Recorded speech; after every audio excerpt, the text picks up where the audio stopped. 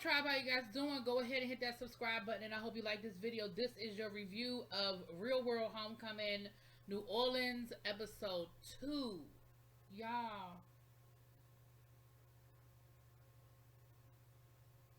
Some people don't need to do reality TV. Julie, girl, you should have just stayed where you were. You should have stayed where you were. But let's get into it. So we start this episode off with Julie trying to have a conversation with Melissa. And baby Melissa curbed her. Melissa told her, no ma'am, I'm about to take a shower. Maybe we can talk tomorrow because I'm not doing it tonight. Now, first of all, let me say this. Melissa, I am really feeling that big bag you carrying, that big clutch, that like olive green colored clutch. I'm here for it. But I do have a couple of questions. One, why are you carrying it around everywhere? I mean, you think somebody gonna steal what's in it? Girl. Second of all, I noticed that Melissa is not wearing pants. Is this just her style, or Melissa, is this something connected to something? I don't know, because I know there's some people who don't wear pants. It's a part of their religion. You know, I know you're not a religious person, because that was one of the things when you were on the season. So I don't know. Let me know. Let me know. But anyway, but it's cute though, girl. That bag is cute. You can hand it over here. So, Julie comes downstairs and she's still acting all timid, acting like people, you know, are still scared or whatever. And she gonna go outside to talk. She talking about something. Y'all talking about me? Girl, contrary to popular belief, the world don't revolve around you, girl. Like, what made you think that they was outside talking about you? They got 20 years worth of catching up to do that don't have nothing to do with Julie and Julie's drama. Listen, Julie was actually one of my favorites on the show, but Julie, you are, and I feel like we've only just begun. So anyway, they go outside and they get to talking, and again, they were talking about how Beyonce was a big fan of their season, and Matt and is it Danny? Both of them met Beyonce, and Beyonce like knew who they were from the show, and so, you know, it's kind of like, that's just crazy, you know. So Julie goes out there and she tells them, listen, I get it, I understand, and she apologizes to Danny and says, listen, I get it, you know, I understand that, you know, what I did to you was horrible, and I wasn't aware of any other letters, and Dan was like, again, he said, listen, I didn't care about what anybody else had to say about me. I cared about what you said about me. And the things that you said is what hurt me. Like, I didn't care nothing about the rest of them people. That was not, I didn't care. And so again, then they showed this behind the scenes, like never before seen footage. And baby Julie was very, I'm not going to call the woman homophobic, but she was very anti-gay. Now, again, she was raised that way, so, you know, but she was very anti-gay, talking about it was disgusting. I said, ooh. So you walked in the door with a certain level of prejudice coming in the door as it related to Danny, right? But she says, listen, looking back on my 19-year-old self, it makes me sick. Like, I'm not that person anymore, and that is who I was at the time. So all I'm going to say is this, girl, then why are we, like, and like Danny said, at the end of the day, like, okay, you're apologizing now, but you had so much time to have this conversation. Like, you could have apologized so many times before now. We could have had this conversation. We could have hashed this out. And the fact that we're doing it now, it just comes off disingenuous, I feel like he feels. But his thing is, listen, I heard the apology, but listen, it's not going to be overnight. We ain't going to become friends overnight. And we certainly not going to get back to where we were. Like, I don't know if they ever going to get back to where they were, child. But anyway, so the next morning, David is up cooking breakfast for everybody. And David, listen, my girl Abby, shout out to Abby Reviews. Y'all go over there and check out Abby Reviews. Abby, E-B-B-I-E Reviews. Because she made a good point. She said, you can tell when someone has done the work. David has done the work. Melissa has done the work. You can see that they are not who they were. But you can also see that some things that people are dealing with isn't because, oh, they're just young and they just have to deal with it. No, some stuff are things they got to process. David was dealing with some shit that he had to really work on and really process. Melissa was dealing with some inner stuff that she had to really process. And you can tell David did the work. And David said, listen, I am glad that I have the opportunity to redo the experience, because I was so not connected the first time. The person who I was then wasn't open to this. And so him cooking breakfast for everybody never would have been the David of 2000, right? So he made, and everybody was like so happy that he cooked it. He was like, it's just eggs and bacon. But again, it's not that it was just eggs and bacon. It was, you did this for us. And this is not the David we knew 20 years ago. And so it shows that he really, truly is not that same guy. Now, I don't know what the whole season is going to look like for David, but I really feel like David just is not that same guy. But, okay. So they keep giving them these messages. So the message that they got this morning was about the don't ask, don't tell. And it was all about Danny and his relationship with Paul. And remember, Paul was in the military. And it was a big deal that Danny was even... I want to make sure I'm calling that man right. For some reason, y'all know... Yeah, Danny. Because y'all know I'll mess up a name. But Danny had the boyfriend Paul. And they were so careful to blur out Paul's face. And we never saw Paul because during that time, there was the whole don't ask, don't tell. And even though... and if it had come out that he was gay in the military, he would have been dishonorably discharged or worse. And it was such a anxiety-driven experience to have him come visit, and to make sure, he asked, that we saw footage of him asking the producers to black out his face or blur out his face, and they were like, don't worry, his face won't be on TV, his face won't be shown, and he was like, please, please, please. And he said just the anxiety, he said, it really wasn't until the episodes aired that I was 100% sure that we weren't going to see his face. And he talked about how hard that was to really just be the face of that, right? Again, we talked a little bit about like that. I talked a little bit about that in the last episode.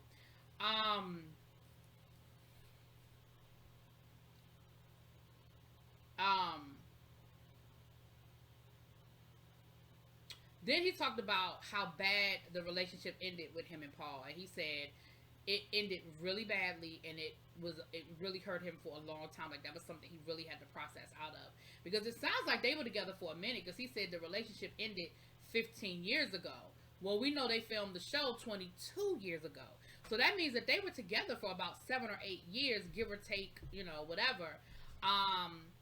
So that's a long time for y'all to be together, and of course that was before gay marriage, so I don't think they were married, but maybe they had a commitment ceremony or something like that. But he talked about how hard that relationship was for him, and he talked about how it took a lot of therapy, and even with him getting away from the public eye, because he said, it got to the point where he caught kids like peeping in his windows at his apartment, like trying to just get a glimpse of him. And he said, he said he went through CPTSD, which is complex PTSD. I've never heard of it before. But it was just this whole thing of y'all, it's that whole burden to carry. And of course, with the relationship ending, everybody is stuck knowing you in that space, knowing you with Paul, knowing you as that person.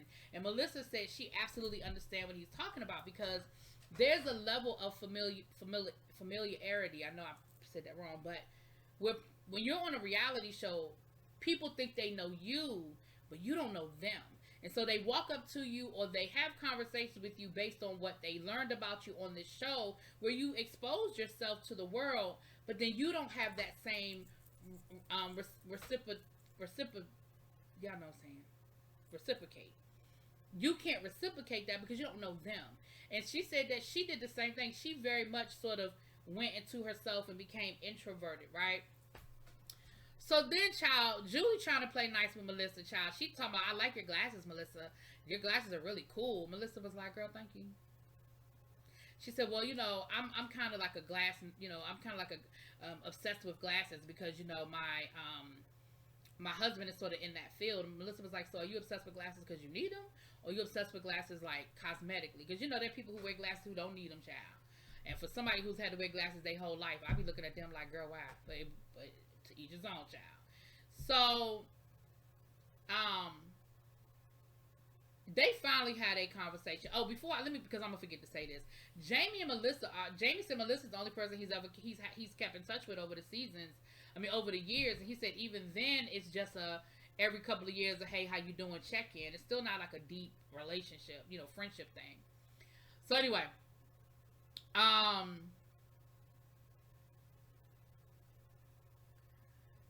child, Julie and Melissa finally sit down and had this conversation. And girl, Melissa gonna say, it was after I talked to David. I mean, I'm not sure what it was. I had this epiphany that, it just didn't even matter anymore. I didn't even give a shit about who wrote the letter. The fact is that I'm responsible for the letter being written however it happened, and I have to take responsibility for that. And I'm thinking, girl, what you mean you don't even know and you don't even care? That is word for word what David said to you. Girl, that's what David said. What are you talking? Girl, that's what David said. You made it seem like you came up with this epiphany. No, you literally just repeated what David said. Anyway, so Melissa heard her, and Melissa was like, girl, I accept the apology, but me accepting her apology don't mean we friends. She was like, me and Julie were really, truly friends. We were good friends. And that's why it hurt so much. And that's why, honestly, I have blocked out. She said, I couldn't rewatch the season before we came because it's so much I just don't want to relive. It's so much that I don't remember that I don't want to remember because I blocked it out for a reason. And I was like, girl, Julie. So Julie has a problem with the fact that it seems like everybody go to bed at 8 o'clock. Well, Julie, listen, in these people's real lives, child, they work all day. They got churn. They do what they do. Now, 8 o'clock is a little early for me. I probably would have been the one up with you because I'm a night person myself. But she was telling David, stay up with me. David, basically play with me. David, play with me. Child, David was sitting at his laptop looking at her like, girl, what? She said, well, I wanted to get in the jacuzzi, but it's broken. Come get in the tub with me.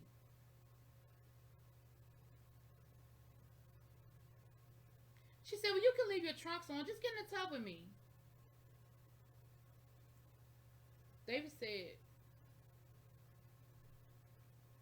you're a whole married woman.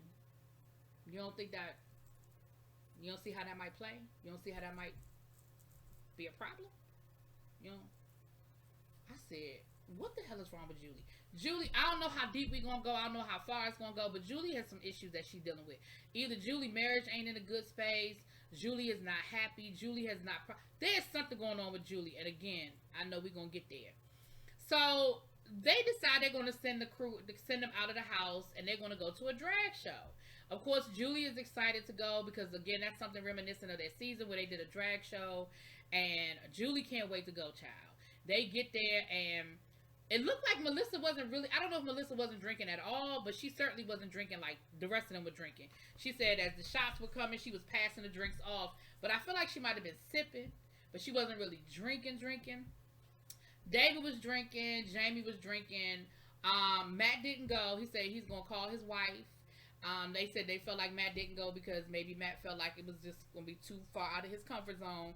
I think that was their nice way of saying he won't be around the gay people. But that ain't what they came right out and said. And Kelly didn't go because she's actually working on a book. And she said that she's really got to finish some stuff up. So she didn't go. So they go to the drag show, and they're having a good time, and people are coming up, and once again, people are coming up to Danny and telling him, hey, seeing you on your season really did something for me. It really helped me. You really did a lot for me. And one guy even said, seeing you on your season made me move to New Orleans. And, Danny was like, listen, this is the first time in 2 years that I've been able to be a part of the community because he said, I created a COVID bubble. I didn't come out. I stayed in my cabin and I didn't do nothing for 2 years. So he said, this is the first time I've been at a club. It's the first time I've been out, in 2 years. And so he was like, it feels good to be among my people, And he said, and this is the kind of stuff that gives me good memories. These are the things that remind me of the good things. And so I don't dwell so much on Paul and on how the relationship ended so much as what happened in that season that I could have maybe impacted for other people in the community, right? He said, and it also makes me reflect on the good times. It makes me reflect on the fact that this is a man that I love. This is a man that I really, really cared for. And it ended badly. You know, it absolutely ended badly. But the love was real. The love was legit, baby. Julie is getting drunker and drunker. She said that this is the first time she said, you know, when she was in New Orleans, she didn't drink. And so now she can, you know, drink with her castmates. And she said, listen, I just started drinking when I got married. Like, I don't drink a lot. Baby, Julie was wasted. Okay, Julie was drunk beyond control. She was falling down on the floor. Like, there's drunk, and then there's just sloppy drunk, and then there's just not fun drunk. Julie was not fun, sloppy drunk. And then there's belligerent drunk, and that is what she became. Because when they realized it was time to go, like, Julie, we got to get her out of here. She's doing too much. It's embarrassing at this point. Like, it's getting on camera. They're trying to protect her because they, you know, the cameras are there. The other people are looking at her like, girl, what are you doing? She is just, like, again, she's sloppy off. I mean, she can't even walk. She's sitting on the floor. Like, it was just embarrassing. So they were trying to get her to drink water. She wouldn't drink water. So they were trying to get her out of there. And literally, David, as soon as he did it, I cringed. But David literally picked her up and started carrying her out of there. And I cringed for a couple of reasons. One, because I was like, you let Jamie carry her ass out of there, David. I'm sorry. Don't let the big black man do it. Carry that small white woman. You let Jamie do it. That's number one. Number two, as he was carrying her, her shirt started riding up, and she started screaming and hollering, let me go, let me go. I was like, David, bruh. And I mean, it's all on camera, so I wasn't worried about anything really happening to him. I was just worried about her turning it back on him later, which I'm about to watch episode 3, and I feel like I'm not going to be happy with it, but we're going to get there. But it got to the point where even the bouncers were like, y'all need to get her out of here. Child, when the bouncers put you out of the club, it's time to go. And she would not, I mean, she is screaming, she is cussing. Why the fuck? What the hell is wrong? Why the F do we have to leave? We only been here for an hour. Girl, if you got that drunk in an hour, you might need to not drink no more. You got that drunk in an hour? I mean, I don't know how long they was there, but it seemed like they were there longer than an hour, child. But anyway, it was a whole very uncomfortable situation. So anyway, that was the episode, child. I'm about to sit here and watch episode 3 because I was told that episode 3 is going to piss me off. So we going to get to it, okay? Y'all let me know what y'all think. I'll talk to y'all later. Peace.